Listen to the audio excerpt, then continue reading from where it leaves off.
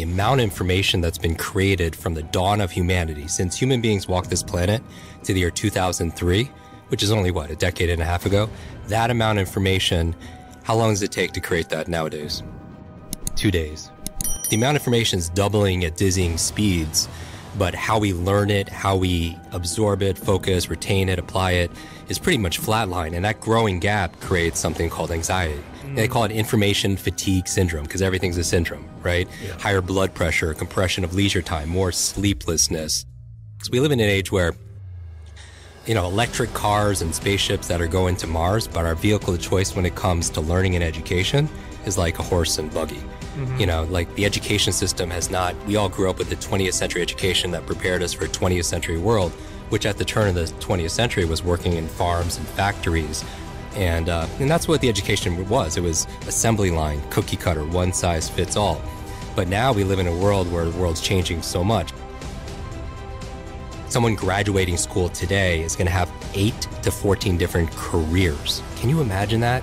Not jobs, but different careers, because we don't know where the world's going to be. So your ability to outlearn, outthink, outperform, I mean, that's your greatest advantage. If there's one skill to master in the 21st century, it's your ability to learn rapidly, to be able to keep up. So digital overload. The second digital supervillain today that I think is a health threat to everyone listening, whether you're an entrepreneur, you're a parent, you're a high achiever, is this thing called digital distraction. Think about all the social media alerts, the app updates. I mean, our minds are being fried because we're getting these dopamine fixes all the time. Do you know how often the average person opens up Instagram? It's now 150 times. And then if you guys are opening up less, that means somebody's opening up a whole lot more. But that's by design, right? Because every like, share, comment, you get this dopamine flood, and it drives our habits and our addiction, if you will. And we talk a lot about routines, and now we're going to talk about how to jumpstart your brain, morning routine, evening routines, because, I mean, really, the success that everyone is desiring, it's hidden in our daily habits, right? First, you create your habits, and then your habits create you. But one of the things that a bad habit, the most successful people, they have their to-do list, and we all have our to-do list. But I've also noticed that some of the highest achievers, they have a not to-do list. You know what I mean? They have a list of non-negotiable things they will not indulge in because, you know, we've all read the book Good to Great. You say no to good so you can say yes to great, right? And a lot of times when you get more and more successful, you suffer from this opportunity stress, right? You get more and more offers, more and more opportunity, and you can't say yes to everything. And that's a big challenge because then you have so many windows open on your computer. And even if they're minimized, they still take up energy and they still take up space and memory. And you wonder why you're fatigued all the time. You wonder why you don't have the mental energy to do the things that you need to be able to do. So digital distraction, and on the top of your not to-do list should be not checking your phone in the first thing in the morning. And I know everyone's listening to me and automatically so many people are just like, oh my God, you know, like I hate this guy. But the first hour of the day, the reason why you don't want to pick up your phone is because, and we're all guilty of this, is because it rewires your brain for two things. Number one, it rewires your brain for distraction. When you wake up first thing in the morning, you're in this relaxed, alpha, creative, very suggestible state, right? You just woke up.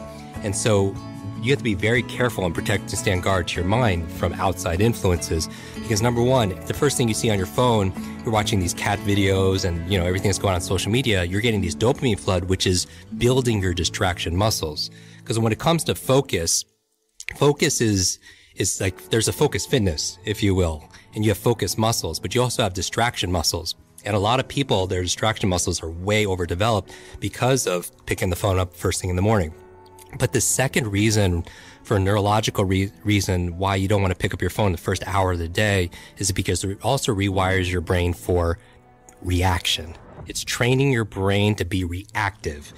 And so, you know, as you know, you go through your phone, you wake up in the morning, you pick up your phone, you get one text, one voicemail message, one, you know, email, and all of a sudden your day is shot. Like it puts you in a bad mood, and you carry that mood throughout your entire day. And that's a big challenge because, you know, if you're just fighting fires, then you're just on the defense. If you're just trying to fulfill everyone else's needs without going through like what's going to help me to win this day, to own this, you know, this day, to be able to make it the best, then then you're reacting. And I have a friend, Brendan Burchard. He says, your inbox is nothing but a convenient organizational system for other people's agenda for your life. So you're training your brain to react, and you can never have an incredible day if you're just reacting to things, right? So for me, I wake up in the morning and when I just start journaling and I write down 3 things I want to accomplish personally that day and 3 things I want to accomplish professionally. And it's different every single day, but I always begin with the end in mind. One of my favorite books of all time is this book called 7 Habits of Highly Effective People. And we've read this book. Some people are like, I have that book and it's sitting on my shelf. And it becomes shelf-help, not self-help, right? Because nobody's actually like reading that book. Because so many people buy books, and I like to encourage people to read at least 1 book a week, because the average person reads about 2, maybe 3 books a year. But what I love about reading, number 1, is the best exercise, for your mind. And, it's like reading is to your mind what exercise is to your body. It's an incredible workout. And but most people, they don't take the time to read. But the other reason I like to read is if somebody has decades of experience in leadership, negotiation, entrepreneurship, fitness, and they put it into a book, and you could sit down in a couple of days and read that book, you could download decades of experience into days. And that's a huge advantage, right? Because leaders are readers. When I'm writing what I need to accomplish, I'm writing put first things first. Put first things first. Meaning I believe that the most important thing is to keep the most important thing the most important thing. The most important thing is to keep the most important thing the most important thing. Because a lot of people have a fear of failure or fear of success. My fear has always been, I don't want to succeed at things that don't matter. It wasn't so much about failing, it's about getting really good at something that didn't make a difference. And Stephen Covey talks about it like you're really good at climbing the ladder of success only to get to the top and realize that it's leaning on the wrong wall. And so if you begin with the end in mind, so I'm thinking about, my friend Clay Bear has this phrase about champagne moments. In sports, it's very clear when you're popping that champagne, what has to happen, your criteria. And for me, I think about if I'm coming back, at night and somebody asked me how my day was and I was like, I crushed it today. What had to happen working backwards in order for that to happen. And I think about 3 things professionally, 3 things personally. And so I write that down first thing in the morning, and then I don't check my phone until I get one of those checks done. Just at least one thing, and then I get some positive momentum, for example. But that's the reason you don't want to check your phone. It's training you to be distracted, and it's rewiring your brain to be reactive. And you can't be successful and fulfilled if you're just giving up the sovereignty, your power to something outside of yourself. The third digital, supervillain, if you will, when we're talking about, digital challenges is, so you have digital overload, digital distraction, is digital dementia. Have you heard this term yet? No. You're going to hear this a lot in healthcare. It's basically where we're outsourcing our brains, our minds to our smart devices. Oh, this is why I can't remember anybody's phone number. Exactly. Yeah. I mean, how many phone numbers did you know growing up? All of them. All of them. Literally all of them, because we had to, right?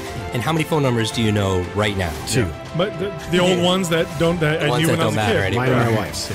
Exactly. So 1 or 2. There could be somebody you're texting or calling every single day, and if your phone was dead or if you didn't have it with you, you wouldn't honestly know what that number is. No. And here's the thing. I don't want to memorize 500 phone numbers. Nobody wants to do that, but we've lost the ability to remember one phone number. We've lost the ability to remember a conversation, somebody's birthday. I mean, I feel like absent-mindedness. I mean, how many people feel like senior moments are coming too early?